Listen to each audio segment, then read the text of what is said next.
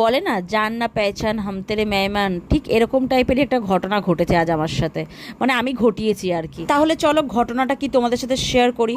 আসলে আজকে একটা মজার কাণ্ড ঘটিয়েছি আমি। অ্যাকচুয়ালি আমি মজা করতে ছোটোবেলা থেকেই ভীষণ ভালোবাসি, আর বড় হয়েও কিন্তু এটা কন্টিনিউ করি।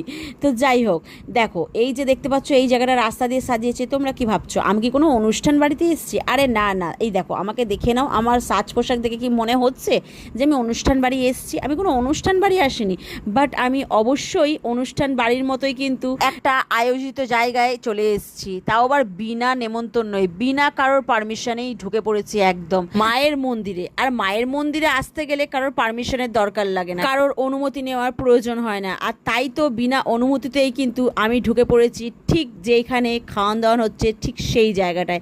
ঠিক ডাইরেক্ট মায়ের দর্শন করেই কিন্তু চলে এসেছি খাওয়ান দাওয়ানের পর্বে। আসলে অনেক দিন ধরেই মনটা খিচুড়ি খিচুড়ি করছিল, আর এরকম একটা সুযোগ পেয়ে আমি কেন সেটাকে হাতছাড়া করি। তাই কিন্তু যে দোকানে চা খাই সেই দোকান থেকেই, মানে পাশে একটা দোকানে আমি চা খেতে আসি নিয়মিত, ঠিক সেখান থেকেই কিন্তু জলের বোতলটাও কিনে নিয়েছি। তবে আর লেট কেন, চলো তাহলে বসে পড়ি। এই যে বসে পড়েছি খাওয়ান দাওয়ানের পর্বে। আর কি তর্সা যায়, মায়ের ভোগ, গরম গরম খিচুড়ি, ছেঁচড়া, আলুর দম, চাটনি,